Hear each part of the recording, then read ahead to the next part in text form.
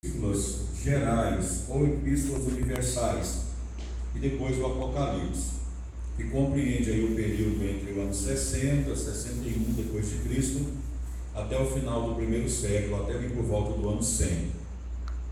Então a gente vai aprender hoje, ou a partir de hoje, acerca das epístolas pastorais, que trabalham a igreja como uma instituição já estabelecida.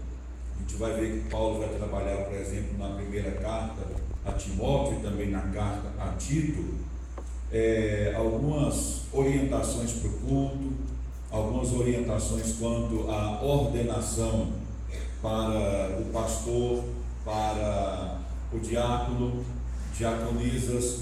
Então a igreja, como instituição, precisa de ter algumas orientações quanto ao culto e sua administração litúrgica. Então vai trabalhar essas questões aí nas chamadas cartas pastorais.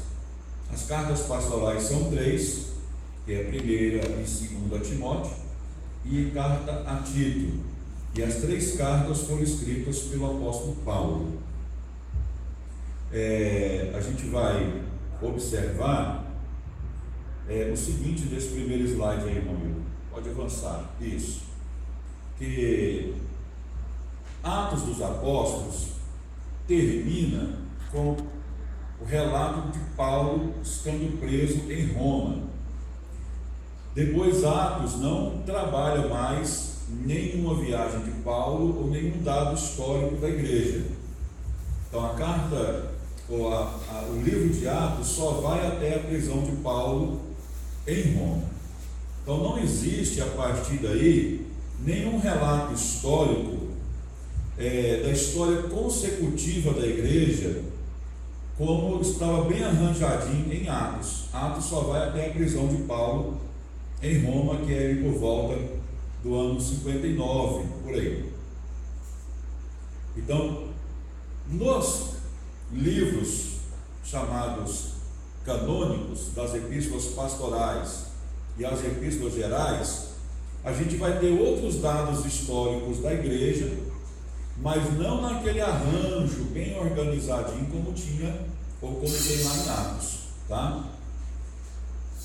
Então, pegando ali as epístolas de Paulo para Timóteo, para Tito, as outras epístolas chamadas epístolas universais, que são as epístolas de Pedro, as epístolas de João, a gente tem ali alguns dados históricos, mas não arranjados de maneira cronológica, bem organizada, como está em Atos.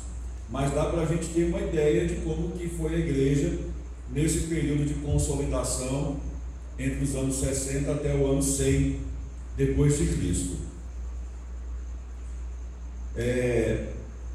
A partir desses dados que a gente tem nas epístolas pastorais, a gente pode montar um seguinte cenário que também combina com a chamada tradição da igreja, que é o seguinte: Paulo, pode passar, eu fazendo favor. Paulo, ele foi absolvido na sua primeira audiência em Roma, e ele teve um período breve de tempo em que ele ficou livre para fazer outras viagens. Segundo a tradição da igreja, Paulo, nesse período, ele fez uma viagem para a Espanha e pôde evangelizar a Espanha, além de visitar algumas igrejas, principalmente as igrejas asiáticas, igrejas que ele já havia estabelecido, fundado na sua primeira viagem missionária. Bom, então Paulo foi absolvido na sua primeira audiência em Roma e teve depois disso um breve período de liberdade. As alusões aos seus movimentos nas cartas pastorais não têm qualquer ligação com o relato de Atos.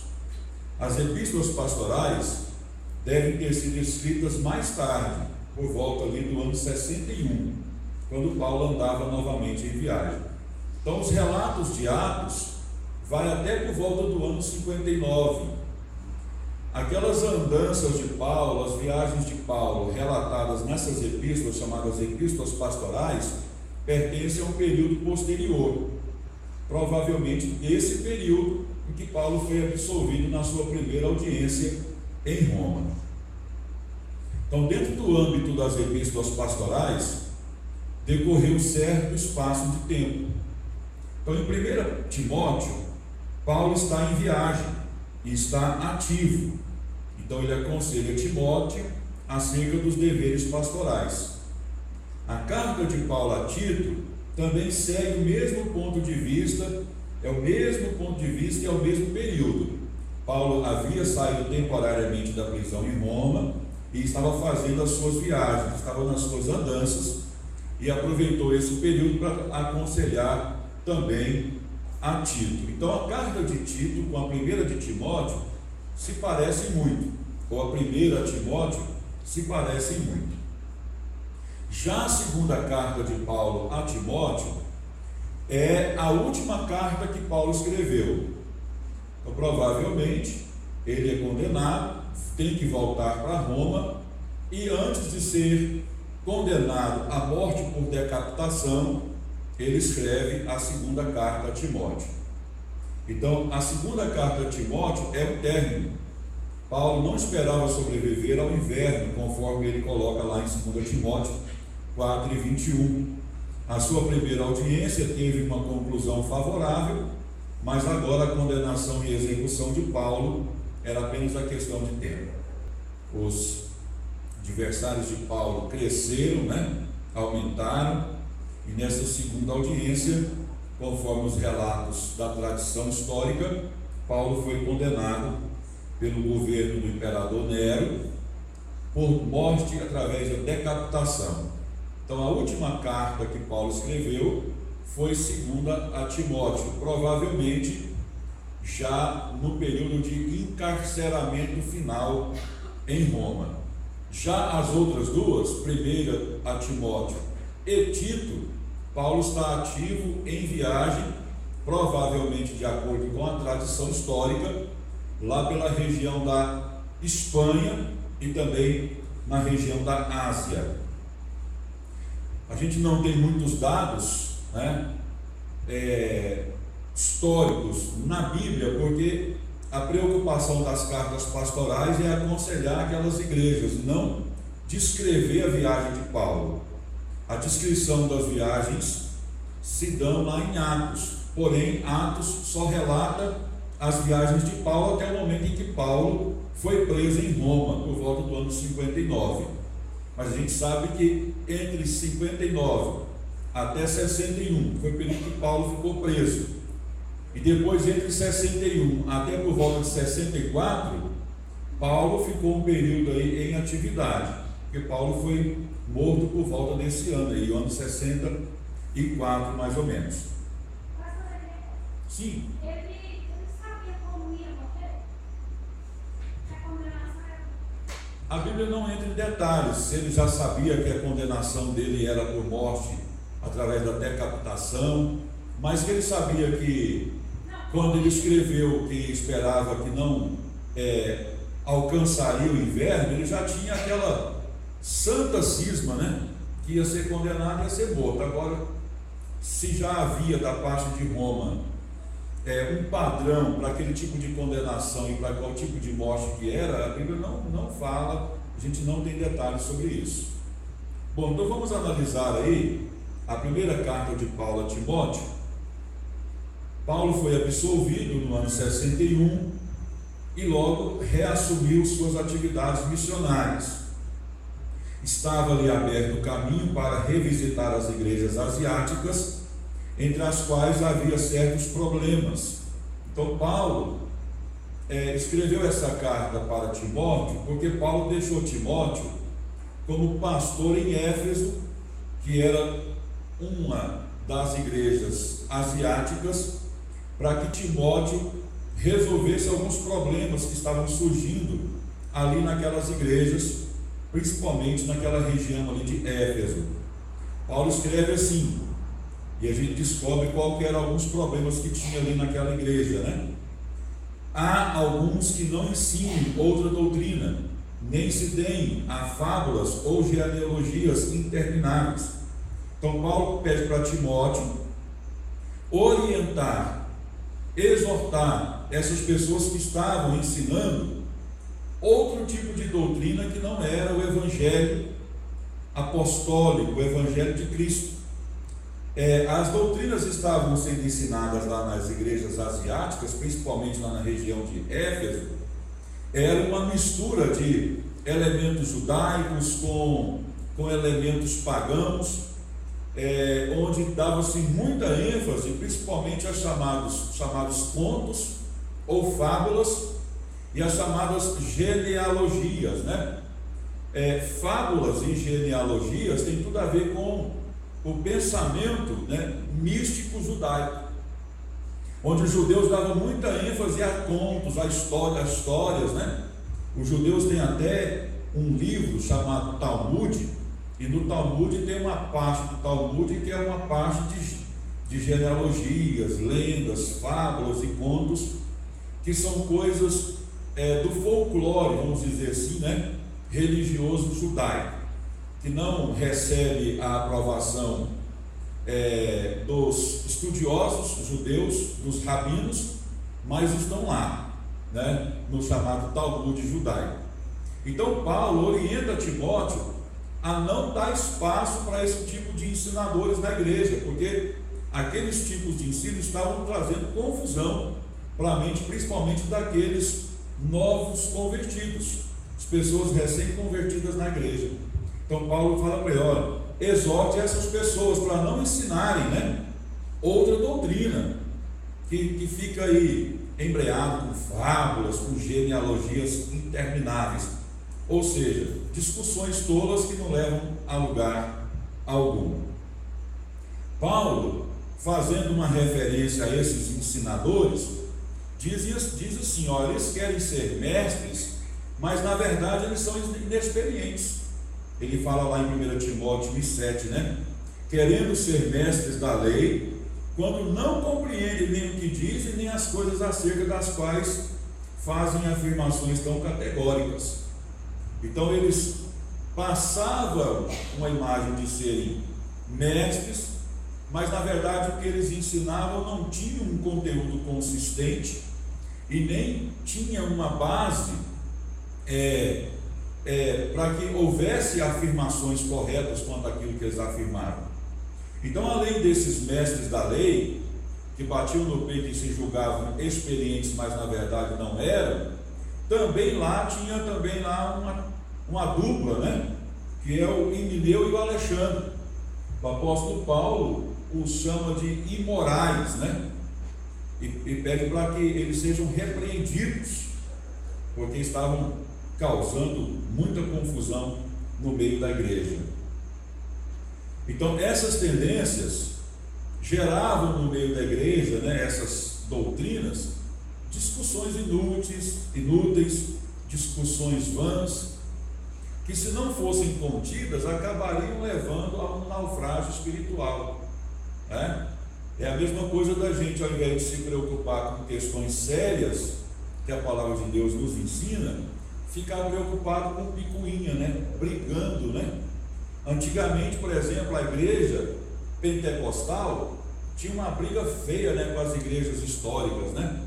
Se referia às igrejas históricas de modo jocoso, né? As igrejas históricas também tiravam sarro com os pentecostais e ficava aquela briga boba, né? Os pentecostais chamando os presbiterianos, por exemplo, de sorveterianos, e aquela briga tensa, né? Eles não se conversavam, não se davam, né? No interior ainda existe briga entre Madureira com Missão, discussões que não levam a nada, tolices que não levam a nada, né? Qual que é a convenção, que é a convenção original, se é a Missão, se é a Madureira, qual que é mais importante, qual que tem mais valor? Alguns chegam a dizer que uma convenção é desviada, que saiu da outra. O que vai levar esse tipo de discussão? Não é? Uma denominação julgar-se melhor do que a outra vai contribuir com o quê? Com nada. Então existem certos tipos de discussões que são discussões tolas, inúteis e não tem proveito algum. Aqui é o caso. Eram pessoas que se julgavam mestres, estavam desprezando algumas doutrinas fundamentais da fé, tentando lançar outras que não tinham consistência, e estava tendo uma confusão terrível lá. Aí o apóstolo Paulo falou: gente, para com isso aí, com essas discussões todas, isso aí não vai levar a lugar nenhum, manda esse povo ficar quieto, né?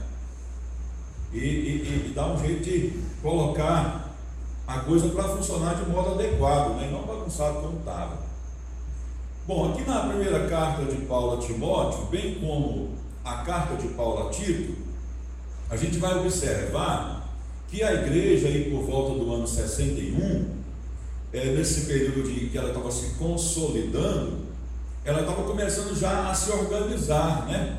Como igreja, como instituição. Então ela começou a ter cara de igreja, cara de instituição, e começou a ter alguns requisitos de maneira mais elaborada, né?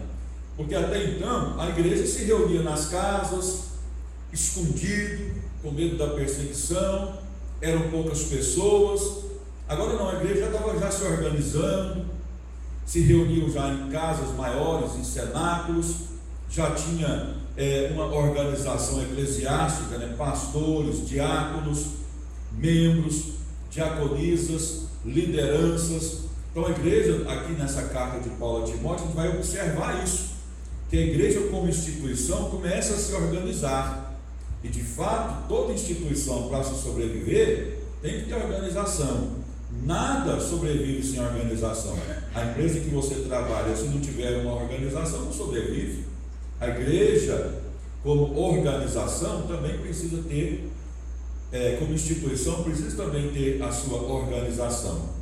Então a gente percebe isso aqui, ó, que Timóteo, quando Paulo escreve a ele para ele organizar as igrejas lá de Éfeso, Paulo dá algumas orientações, e a gente percebe que lá em Éfeso a igreja já tinha presbíteros, né? Aqui no slide que está aqui, né? A igreja havia bispos e diáconos. Que a gente tem que entender que no primeiro século da igreja, a palavra bispo, presbítero e pastor é uma coisa só. Então são sinônimos para o líder local. Então quando você lê na Bíblia, lá no Novo Testamento, bispo, presbítero, pastor, é toda a mesma função, líder da igreja. Porém, o líder da igreja, que era bem ancião, bem velho, aí usa a palavra presbítero, que é uma palavra grega, presbíteros, que significa ancião, mas que não foi traduzido e permaneceu no grego, presbítero, né? Agora, bispo é também uma palavra grega, episkopos, que significa supervisor, aquele que vê. Também é a ideia do pastor. Então, pastor, bispo, presbítero, lá no Novo Testamento, é sinônimo para a mesma função, ou são sinônimos para a mesma função, que é a função de líder da igreja local. Aí já a partir do segundo século, lá por volta do final do segundo século para início do terceiro século, a palavra bispo teve uma outra característica, que é o pastor supervisor de uma região. Por exemplo, o pastor Luiz é pastor presidente de 300 e tantas igrejas, quase 400 igrejas. Então ele é um bispo, ele é um supervisor, ele é um pastor que preside várias igrejas. Eu sou um pastor local, então pastor. Se eu fosse bem velhinho, poderiam me chamar de presbítero, ancião, não tinha problema. Então a função, todas elas é de pastor, porém cada um cuida de uma área específica. Um cuida de uma área maior, outro cuida de uma área menor. Mas lá no primeiro século, que é esse período que Paulo escreveu aqui, não tinha essa separação. Bispo, pastor, presbítero, tudo era a mesma função, que era o líder da igreja local, ok? Que hoje a gente chama de pastor. Lá na época de Paulo, às vezes Paulo usa o termo presbítero, outras vezes usa o termo bispo ou episcopos. Então naquela época já havia presbítero, ou bispo ou pastor que liderava a igreja. Já havia a figura do líder da igreja local. E também havia naquela época os chamados diáconos, que cuidavam mais da área social da igreja, cuidavam da parte administrativa e social da igreja. Essa área, quem cuidava eram os diáconos. A origem dos diáconos está lá em Atos dos Apóstolos. Embora o termo lá não apareça, diácono, né? Lá o termo não apareça, mas a base da ideia do diaconato está lá em Atos dos Apóstolos, quando foram separados vários irmãos para cuidarem dessa área social da igreja, né? Principalmente voltado para a questão das viúvas, né? Que estavam lá passando por alguma situação complicada. Bom, então aqui já falando em viúva, né? Lá tinha as viúvas também, que dentro da organização da igreja, elas eram sustentadas pela igreja. Daqui a pouco a gente vai ver, de acordo com as orientações de Paulo com respeito às viúvas, não era qualquer viúva que era sustentada pela igreja.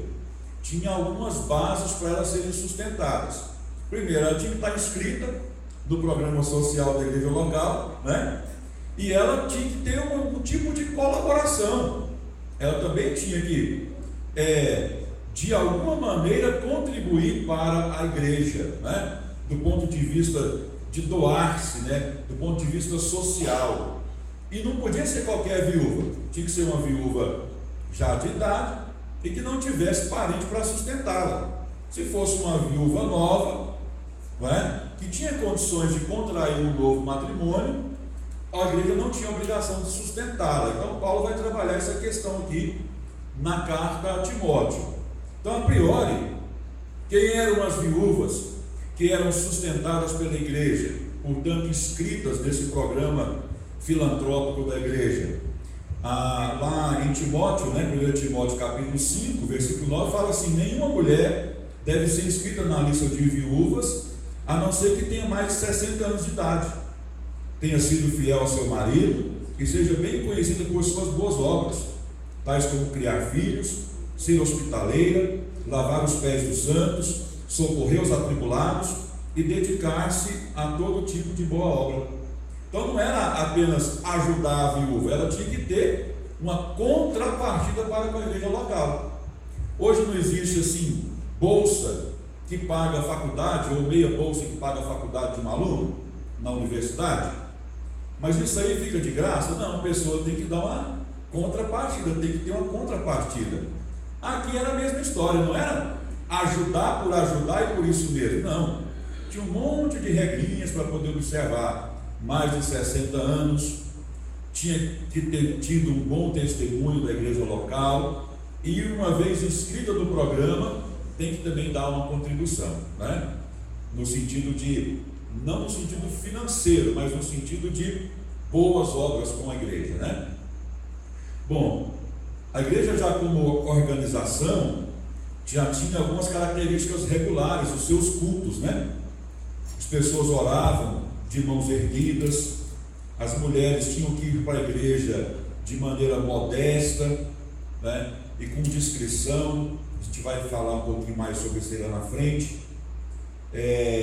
A leitura, pregação e ensino faziam parte do culto, e a oração através da imposição das mãos também faziam parte do culto. Então os cultos lá na igreja de Éfeso, né, no período de consolidação da igreja, já tinha essas características: orar com mãos erguidas, as mulheres tinham que ir para a igreja sem chamar atenção para não virar um desfile de moda na igreja, né? Havia leitura, pregação e ensino, e a oração através da imposição das mãos. A gente vai falar um pouquinho mais sobre esses detalhes a partir de agora, tá? Pode passar aí, Hildo Borges.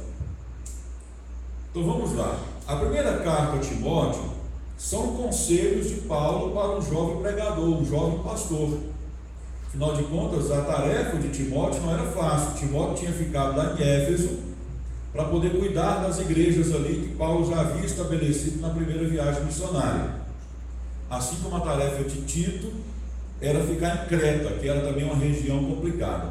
Então, tanto Creta quanto Éfeso eram regiões muito difíceis da igreja ser estabelecida do ponto de vista do cuidado contínuo por causa da imoralidade que reinava em Éfeso.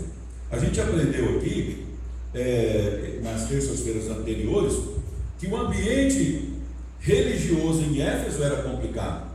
Lá tinha um templo, da Diana, dos Efésios, o culto regado através da questão orgiástica, as chamadas prostitutas cultuais eram comuns em Éfeso. Então o ambiente religioso, cultural em Éfeso era muito pesado. Então Timóteo era um pastor jovem que estava na responsabilidade de coordenar aquelas igrejas, orientar aquelas igrejas, consagrar pastores, estabelecer pastores para cuidar daquelas igrejas. Então a coisa não era fácil, a tarefa era pesada. Então por isso que Paulo escreve essa carta para aconselhar Timóteo, que era um jovem pastor e pregador que ficara em Éfeso. Na saudação desta carta, Paulo se refere a Timóteo como meu verdadeiro filho na fé. Então você percebe aqui todo o carinho que Paulo tem com Timóteo. Timóteo foi um companheiro de Paulo desde a segunda viagem missionária de Paulo. Era um companheiro inseparável, e Paulo o tinha como um verdadeiro filho na fé. Aqui no preâmbulo da carta, a gente tem aqui dos versículos 3 até o 17, a gente tem aqui a emergência em Éfeso e a experiência de Paulo. O que trata dessa emergência aqui em Éfeso? Paulo via como algo urgente, emergente, advertir aqueles falsos mestres da lei, que eu fiz referência a eles no começo da aula. Aquelas pessoas que se julgavam mestres, mas na verdade não eram, ensinavam uma mistura de cristianismo, judaísmo e paganismo, e estava fazendo era uma confusão no meio da igreja. Então Paulo considera como algo urgente que Timóteo repreenda, advirta essas pessoas. Aí Paulo fala da sua experiência, a partir do versículo 12, onde ele fala que a graça de Deus havia alcançado a sua pessoa, e da mesma maneira ele desejava que todos fossem alcançados por essa graça e abandonassem essas ideias, malucas e complicadas do que aqueles falsos mestres estavam ensinando. Bom, então vamos aqui para a ordem oficial, que vai do versículo 18 do capítulo 1 até o capítulo 4, versículo 5.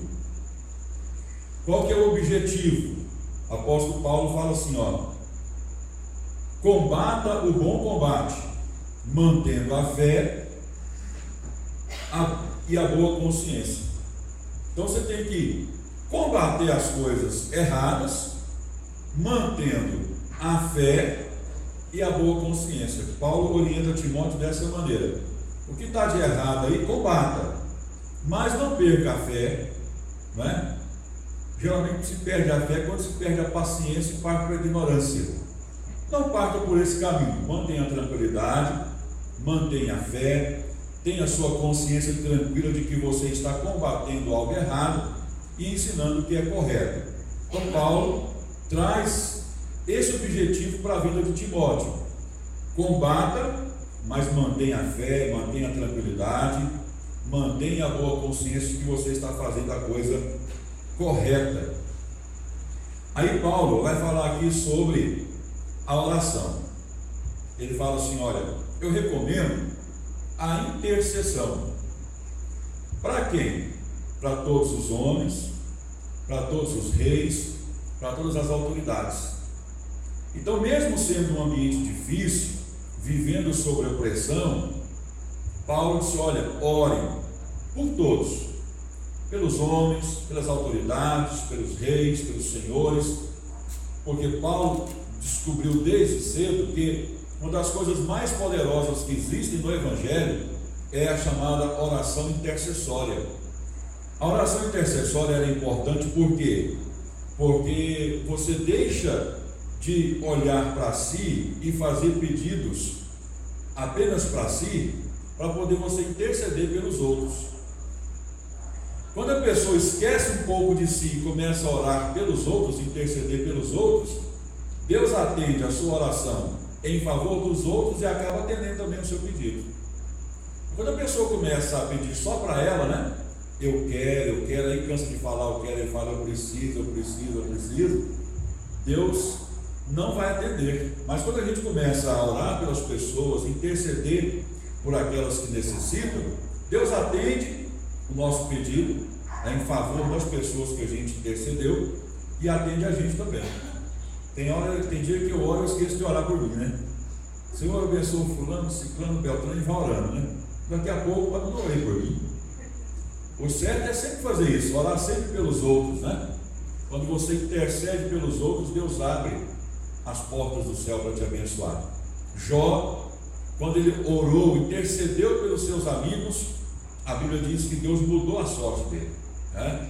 E Deus começou a trabalhar na vida de Jó, devolvendo a Jó tudo o que ele possuía antes e agora em dobro, né? Então Paulo fala aqui da importância da oração, e ele faz aqui a observação, né? Orem levantando as mãos santas, sem ira, sem discussões. Então essa é a ideia, né? De que na igreja as pessoas estão orando, intercedendo uns pelos outros, e a intenção de levantar as mãos é mostrar para Deus, em certo sentido, né? Porque Deus conhece, mas do ponto de vista humano, né? Mostrar para Deus, olha, eu estou com as minhas mãos limpas, com a minha consciência limpa, estou tranquilo quanto ao meu papel, né? Então, orar com as mãos levantadas, mãos santas, sem ira e sem discussões, é mostrar que o seu dia a dia, o seu trabalhar está tranquilo, está com a consciência tranquila. Então, essa é a intenção do apóstolo Paulo, quando manda que oremos na igreja, no culto, com mãos levantadas, mãos santas, sem ira e sem discussões. Bom, então vamos ver aqui a respeito da orientação das mulheres, né? Como é que as mulheres vão para a igreja? Aqui a orientação é do culto, viu? A orientação é do culto público, né? Então, olha, as mulheres, aí está assim, ó, se vistam modestamente, com decência e discrição, não se adornando com tranças e com ouro, nem com pérolas ou com roupas caras, mas com boas obras. Então, qual que é a ideia de Paulo aqui? A gente está falando de uma região que é a região de Éfeso. Lá em Éfeso tinha o templo à deusa Diana, e quem coordenava o culto eram as sacerdotisas da deusa Diana. Então, aquelas sacerdotisas, elas iam para o culto, para o templo do culto da Diana dos Efésios, todas enfeitadas, com roupas chamativas, provocantes, com vários pendentes, para poder chamar a atenção, porque os cultos eram cultos chamados cultos orgiásticos. A prostituição cultual reinava naquele templo da Diana. Então Paulo não quer que as mulheres cristãs vão para a igreja repetindo o mesmo modelo. Paulo quer que na igreja a centralidade seja a pessoa de Cristo, e não vestes, pendentes ou qualquer outro tipo de coisa que tire a atenção. Então Paulo está chamando a atenção das mulheres aqui para que as mulheres sejam discretas, tenham discrição. Então uma irmã vem para o culto, não é? Ela pode vir adornada? Pode, mas se passar do ponto, acaba chamando a atenção. Por exemplo, uma irmã que vem para a igreja com, por exemplo, um brinco, dependendo do brinco não chama a atenção, mas dependendo do brinco que ela usar, vai chamar a atenção. De repente o brinco está batendo lá no ombro, é muito grande, é muito luminoso. É a mesma coisa de algumas igrejas, alguns ambientes. Você vai, você não sabe se você está num culto, se você está num desfile de moda. Então, se entra uma pessoa simples na igreja, vai se sentir constrangido. Pega aí, eu vim para a igreja, vim com uma roupa mais simples. Ah não, o pessoal aqui é muito chique, não vou voltar aqui não.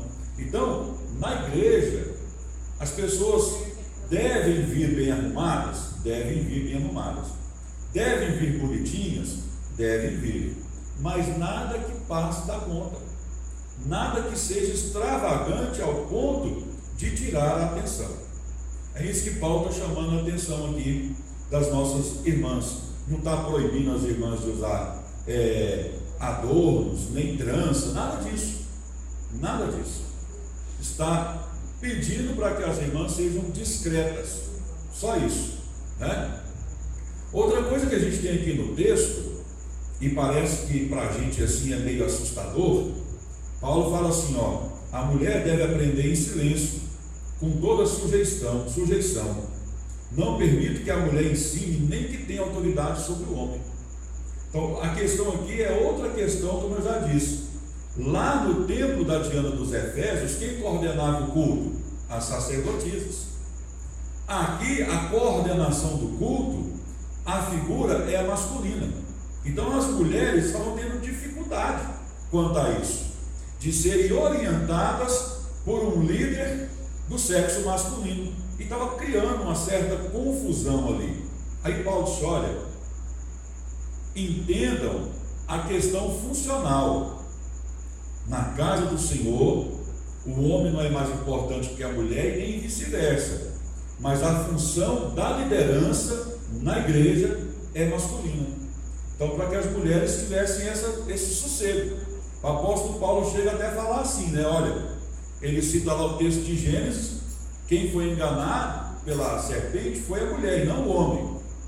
Aí, para o homem não se sentir tão acima da mulher e a mulher tão abaixo do homem, aí o apóstolo Paulo fala assim, mas a mulher se salvará dando luz a filhos. Mas como assim salvar?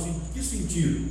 É no sentido de reputação, ou seja, o homem, você está achando que é mais importante que a mulher, mas você só existe porque a mulher deu a luz a você. Então Paulo trabalha esse texto colocando em pé de igualdade do ponto de vista essencial, homem e mulher, mas do ponto de vista funcional, do ponto de vista da organização da igreja, dentro desse contexto aqui, a liderança é masculina. Paulo não está desprezando a presença e a atividade das mulheres no culto. Pelo contrário, quando ele vai dar orientações sobre ordenação de diáconos, ele fala de diáconos e de diaconisas. Então ele reconhece a importância das mulheres na igreja, porém, no sentido de representar a igreja, no sentido de liderar sobre a igreja, a liderança final é masculina e não feminina. É o que Paulo trabalha aqui. Bom, a respeito do diaconato, olha só as qualidades do diácono, hein? Dignos, homens de palavra, não dado ao vinho, nem a lucros desonestos, deve ter consciência limpa, devem ser primeiramente experimentados, ou seja, não pode colocar na posição de diácono uma pessoa inexperiente, um novo convertido, né? O diácono deve ser marido de uma só mulher e governar bem seus filhos e sua própria casa. Então, isso aqui são as qualidades básicas para o diaconato. Então, lembrando que o diaconato naquela época era um trabalho voltado mais para a parte social da igreja. E era o cartão de visita da igreja. Por isso que as qualidades para o diaconato aqui são tão sérias, né? Aí aqui a gente tem um parêntese, né? Que é o capítulo 3, versículo 14 até o 16, onde Paulo traz as seguintes orientações. Saiba como as pessoas devem comportar-se na casa de Deus. Não há dúvida de que é grande o mistério da piedade. Deus foi manifestado em corpo, justificado no Espírito, visto pelos anjos, pregado entre as nações, crido no mundo, recebido na glória. Então, o exemplo de comportamento que Paulo cita aqui é a pessoa de Jesus. Então, como se comportar na casa de Deus? Como se comportar na obra de Deus? Como se comportar diante da palavra de Deus? O apóstolo Paulo cita aqui. O exemplo maior é a pessoa de Jesus, que foi obediente em tudo. Bom, aí Paulo vai falar sobre a apostasia aí a partir do capítulo 4, né? Versículo 1. Sim? Pode dizer? Eu vou te fazer uma pergunta, mas talvez o senhor não saiba me responder. Eu estou vendo ali a respeito do diaconato, falando que eles têm que saber governar a família e os filhos. E de onde que a Igreja Católica tirou que os padres não poderiam casar? Que aí, nesse caso, se bem que é uma recomendação de Paulo e não de Jesus propriamente, né? Mas sempre se seguiu muito as orientações de Paulo. Quase todos os apóstolos e quase todos os pais da igreja, quem são os pais da igreja? Foram aqueles líderes da igreja a partir do segundo século. Todos eles eram casados, tinham famílias. De acordo com as epístolas, a gente percebe que os pastores locais eram casados, tinham filhos, né? Então, a Igreja Católica, ela proibiu o casamento, que é o chamado celibato, e ela tinha um propósito na época, que era um propósito arrecadatório. Inclusive até os bens daqueles padres foram confiscados pela igreja. Né? A herança ia para a igreja. Justamente. O propósito original foi um propósito arrecadatório.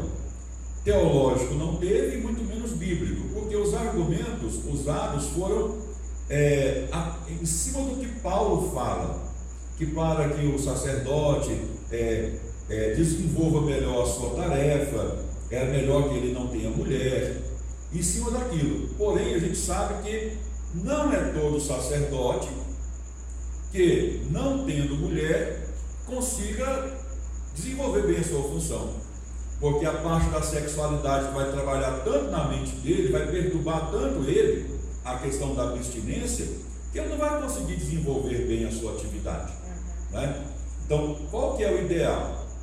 É deixar a questão do celibato facultativo, não obrigatório. Né? Esse seria o ideal. Mas lá, não sei se foi no século XV ou se foi no século XVI, quando instituiu-se a questão do celibato, a ideia foi a questão da arrecadação, enriquecer igrejas, aumentar as propriedades da igreja. E o padre também casando, tendo filhos, aí divide a herança, todo aquele processo. Para passar a herança, né? Justamente. Agora, a argumentação é que o padre não casando teria uma facilidade para poder fazer a obra de Deus. Porém, a gente sabe que essa argumentação ela é fraca, porque se a pessoa tem dificuldade nessa área, aquilo vai perturbar tanto a mente dele que não vai deixar com que ele realize um bom trabalho, e ele vai acabar satisfazendo o seu desejo de outras maneiras, né? De maneira oculta, misteriosa, né? E fica complicado isso. É igual que vem acontecendo com as crianças, justo, né? Abusos. Hoje o mundo está tão complicado que às vezes a pessoa casada já tem uma fraqueza na área da sexualidade, né? Às vezes trai a esposa, faz outras coisas terríveis aí. Imagina uma pessoa que tem que fazer um voto, né? De não casar. Aí é complicado. Bom, então acerca da apostasia, o apóstolo Paulo disse que nos últimos tempos as pessoas iam apostatar da fé, iam dar ouvidos a doutrinas de demônios, as pessoas iam ficar com os ouvidos coçando para poder ouvir novidades, né? Doutrinárias, principalmente dando atenção a pessoas que trazem discursos diferenciados. Ele até cita aqui, né?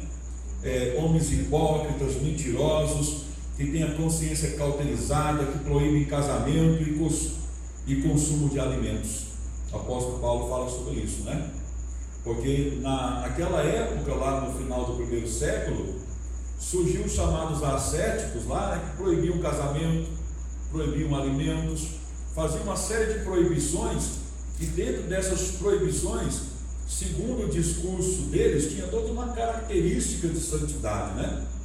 Mas a gente percebe, pelas orientações de Paulo aqui, que esses discursos, mesmo tendo uma cara de santidade, né, não contribuíam para tal, porque muitas pessoas acham que proibir alguma coisa vai resolver, mas se a pessoa não tiver consciência né? De que ela não faz aquilo, não porque existe uma lei ou porque existe uma proibição, mas ela não faz para poder agradar ao Deus que ela serve, nada resolve, não adianta nada, né? É igual antigamente, né? Não podia ter televisão em casa, mas na casa dos outros a pessoa assistia. O que adianta isso? Não é? Economizando energia na casa dele. Ó, não pode passar nem a base na unha. Aí passava a base durante o dia e tirava à noite para vir para a igreja. O que adiantou então? Então certas proibições, se não forem observadas de consciência pura, né, com o sentimento de agradar a Deus, não resolve nada. Às vezes a pessoa não faz porque existe uma proibição e se sente presa àquela proibição, mas ao mesmo tempo ela é revoltada contra aquela proibição, não resolve nada. O que resolveu? Não é? Sim, irmãos? Georgiana, quando ele estava documentinho lá de Anatema, estava na igreja aí. Sim. Aí o regime lá era, não podia ter jeito lá, o vestido da mulher que bateu lá no pé. Certo. Ele veio passar uma vez para minha casa, ficou 2 dias aqui em Goiânia na minha casa. Foi 2 dias que eu estou na sala, porque tinha televisão. Agora na casa dele lá tem televisão, tem joguinho de menino, tem tudo que precisa. Lá na Rapuraguaia tinha um encarregado lá, que quando a gente ia ao refeitório, ele sentava de costas para a televisão, porque ele não podia assistir televisão. Aí na época da Copa, ele também não assistiu nenhum jogo, mas ele ia lá no Google e assistia os melhores momentos. Aí eu falei para ele, irmão, você não assistiu o jogo da Copa, mas você está assistindo os melhores momentos aí pelo YouTube. É a mesma coisa, ele disse, negativo, né? Não. Mas como que não é, rapaz? A diferença é só a aparelho. Né? Então, o apóstolo Paulo fala, nos últimos dias as pessoas iam ficar com o ouvido coçando. Então, qualquer novidade, às vezes a pessoa se apega àquela novidade, sem passar um filtro, né? Sem passar na peneira, sem observar. Bom, então Paulo aqui agora vai trazer algumas admoestações pessoais, a partir do versículo 6 do capítulo 4, a respeito da conduta pessoal. Paulo fala assim: se você transmitir essas instruções aos irmãos, será um bom ministro de Cristo Jesus. Rejeite, porém, as fábulas profanas e tolas e exercite-se na piedade. Se trabalhamos e lutamos, é porque temos colocado a nossa esperança no Deus vivo. Ninguém o despreze pelo fato de você ser jovem, mas seja um exemplo para os fiéis na palavra, no procedimento, no amor, na fé e na pureza. Dedique-se à leitura pública da Escritura, à exortação e ao ensino. Não negligencie o dom. Que dom é esse? O dom pastoral, né? Que lhe foi dado. Seja diligente nessas coisas. Atente bem para a sua própria vida e para a doutrina, pois agindo assim, você salvará tanto a si mesmo quanto aos que o ouvem. Então o que Paulo está orientando Timóteo aqui? Olha, antes de você cuidar das pessoas, cuide de você primeiro. Então o que você está pregando, procure viver primeiro. Porque como você vai orientar uma pessoa sobre algo, se essa pessoa não está fazendo aquilo que ela está orientando, né?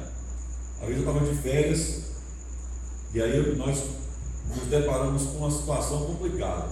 Um parente meu que gostava de assistir o Pânico. Sabe que tem gente que gosta de assistir Pânico aqui? Se tiver, lá vai assistir esse trem, pelo amor de Deus. E ele gostava de assistir o Pânico. Não, aquilo é engraçado, né? Acho bom por causa das piadas. Essa era a desculpa dele. Mas lá no meio do Pânico tem aquelas mulheres lá, nua lá, né? Praticamente nua, né? E a mulher dele andando com ele, para de assistir isso. Você é um pastor, você vai passar vergonha em qualquer hora dessa. E ele assistindo, todo domingo. Aí a gente foi para uma fazenda, aí a mulher desse pastor comentou com a irmã daquela fazenda que ela estava grilada com ele porque ele estava assistindo o Pânico. Aí a mulher da fazenda falou assim: agora lascou. que eu ia pedir ao meu pastor para chamar a atenção do meu marido, porque ele está viciado no pânico, agora não tem nem como. Vou recorrer para quem? Então, irmão, como que você vai orientar pessoas acerca de algo que você não está vivendo? Então o apóstolo Paulo fala aqui, primeiro, cuide da sua conduta pessoal, para que você salve a si mesmo e depois os seus ouvintes. Então não adianta nada, irmão, a gente viver um evangelho hipócrita, cobrar das pessoas aquilo que a gente não faz. Então procure fazer primeiro, procure viver primeiro, para depois orientar as pessoas. É claro que não existe perfeição, e a gente nem está dizendo sobre isso, mas existem certas coisas que são fáceis, né? Passa um pouquinho mais de esforço para a gente poder abandonar, mas a gente é muito apegado, né, às coisas, e tem coisas que a gente gosta, sabe que é prejudicial e muitas vezes não abandona. Então, identificou algo que é prejudicial, que afeta a sua imagem, abandona isso, né? Por exemplo, quase que eu falei que era meu cunhado, né? Precisou de passar um carão para poder abandonar o pânico, né? Não precisava disso, né? Podia ter abandonado sem passar uma vergonha dessa. Também que eu tenho um cunhado, ninguém sabe qual deles, né? Bom, então vamos lá. Com relação a orientar os grupos na igreja, né? Na igreja tinha lá as viúvas, os anciãos, né? Que aqui, no caso, são os presbíteros, ou bispos, ou pastores, né? Anciãos aí são os líderes da igreja, ou o líder da igreja. Os crentes, né? Que caíram na fé, ou que estão meio balançando, os escravos, os falsos ensinadores e as pessoas avarentas. Então, como é que é a orientação de Paulo para essas pessoas? Com relação às viúvas, trate adequadamente as viúvas que são realmente necessitadas. Não inclua naquela lista, né, as viúvas mais jovens. Na lista das viúvas que a igreja deve cuidar, são viúvas acima de 60 anos, que tenham tido um bom testemunho na igreja, e elas devem trazer uma contrapartida para a igreja. A gente já falou sobre isso. Agora o apóstolo Paulo falou assim, essas viúvas novas aí, que ainda estão novas, bonitas, e que muitas vezes ficam se assanhando para poder arrumar outro casamento, a igreja não tem obrigação nenhuma de cuidar delas. O apóstolo Paulo aqui ficou nervoso, porque ele fala que essas viúvas novas, ao invés de se colocarem na sua posição de mulheres sérias, mulheres cristãs, estavam doidas para casar de novo e estavam se assanhando. A igreja não tem obrigação de cuidar dessas, não. Me responde uma coisa: como que a mulher vivia naquela época? Sim. Ela vinha, uma pessoa que veio de uma família pobre, Certo. ficava viúva, que naquela época não tinha aposentadoria, não tinha INSS, não tinha nada disso. E não tinha emprego para essas mulheres também. Como é que viviam? Aqui nessa carta aqui, o apóstolo Paulo orienta, se é uma viúva que tem família, tem filhos, tem parentes, a obrigação de cuidar delas é da parentela. Se é uma viúva que não tem parente, não tem ninguém que cuide dela, a igreja tem que cuidar.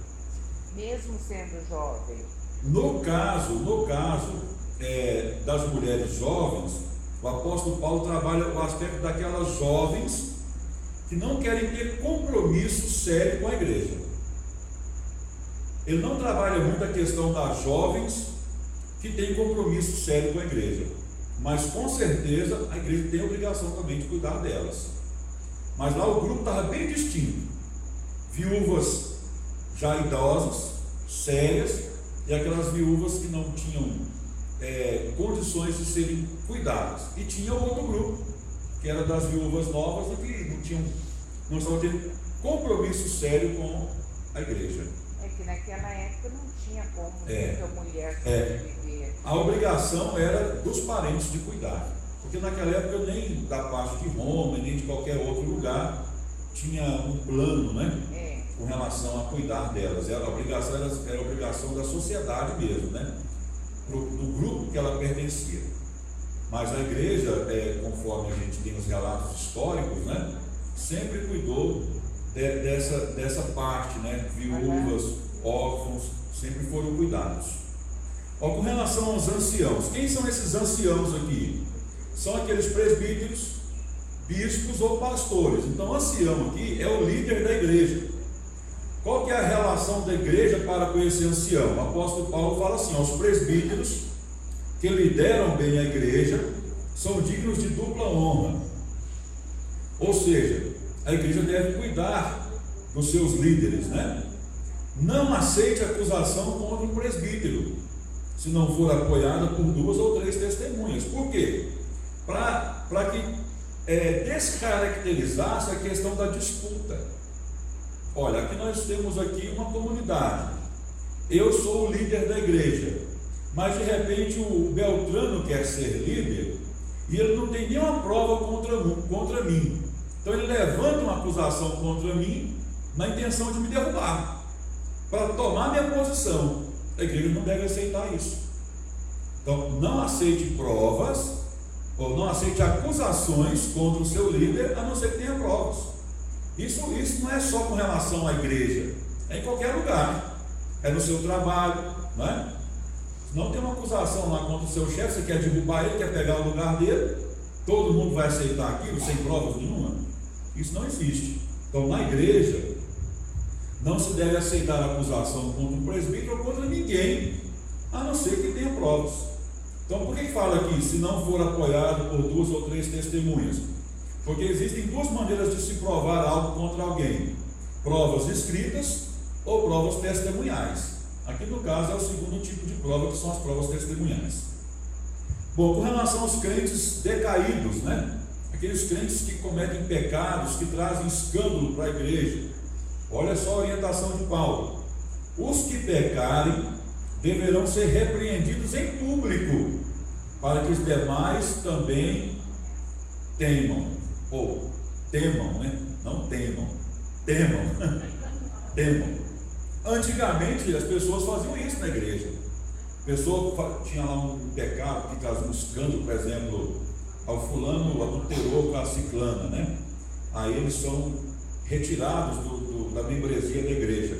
Aí lia a ata no dia da ceia: fulano de tal e fulano de tal estão excluídos da igreja porque adulteraram, né?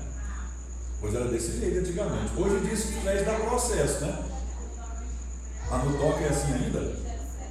Meu Deus, perigoso dar processo isso aí, né? Então hoje a orientação já é diferente, né? Porque hoje qualquer coisa está dando processo, né? Danos morais, né? É uma coisa complicada. Mas qual que é a intenção aqui? A intenção aqui é para que os outros aprendam com o erro e não caiam naquele mesmo erro. A ideia é essa, né?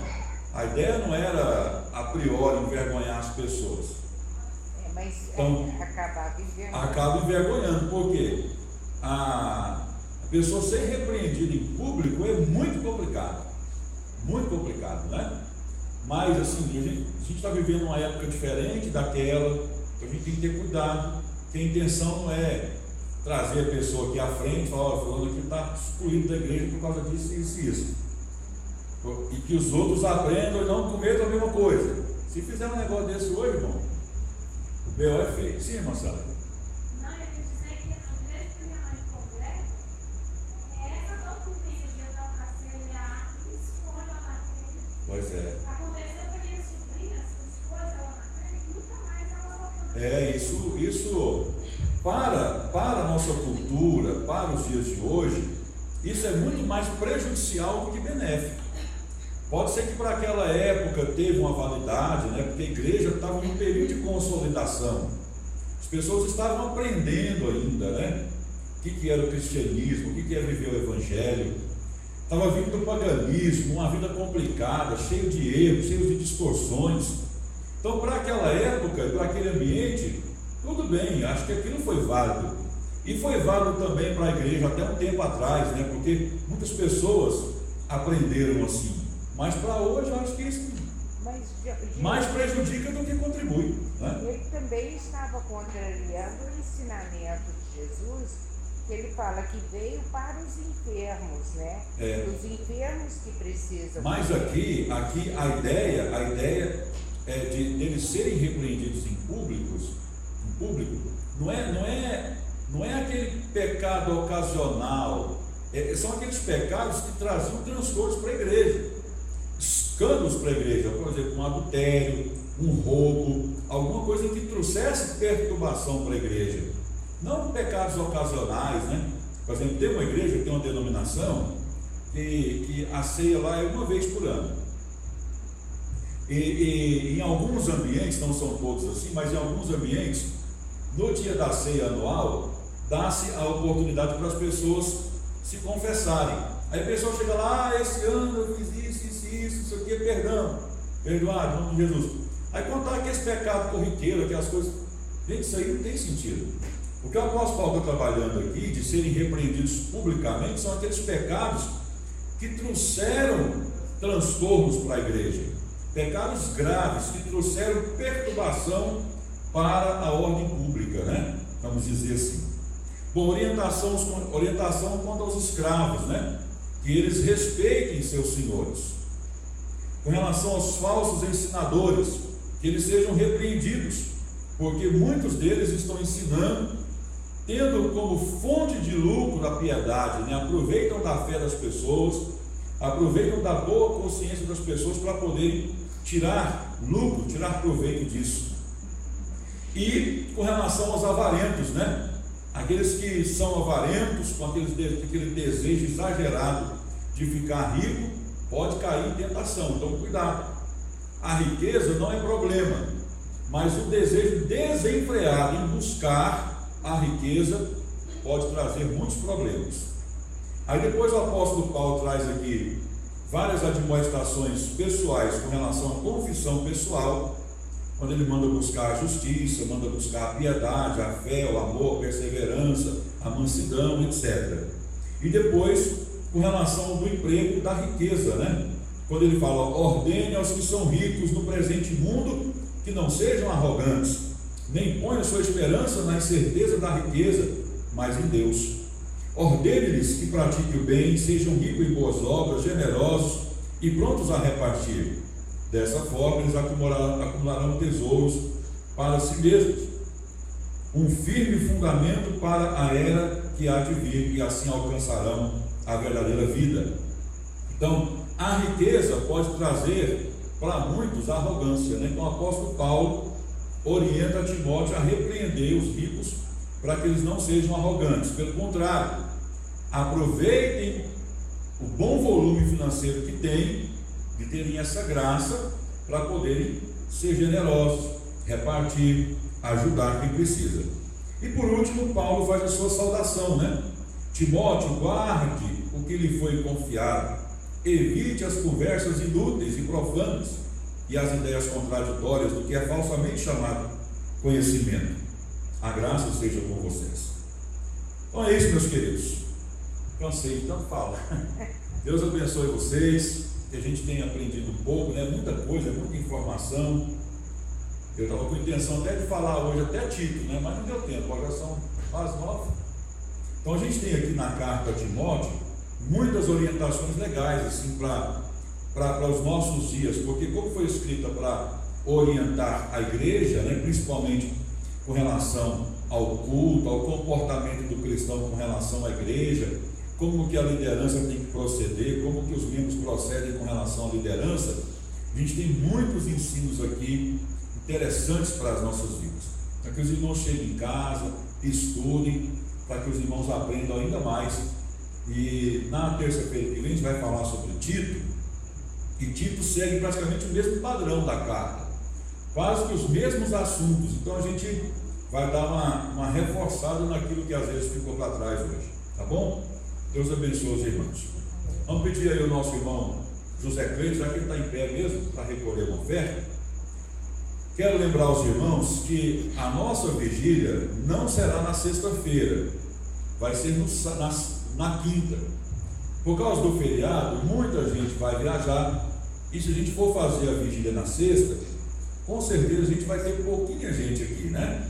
Então, quinta-feira você vai vir para a igreja, vai trazer um lanche, que a hora que terminar o culto a gente vai lanchar, já vem para dentro do templo, 11h30 no máximo a gente termina a vigília, e os irmãos podem viajar tranquilos aí na sexta-feira. Então, quem está programando para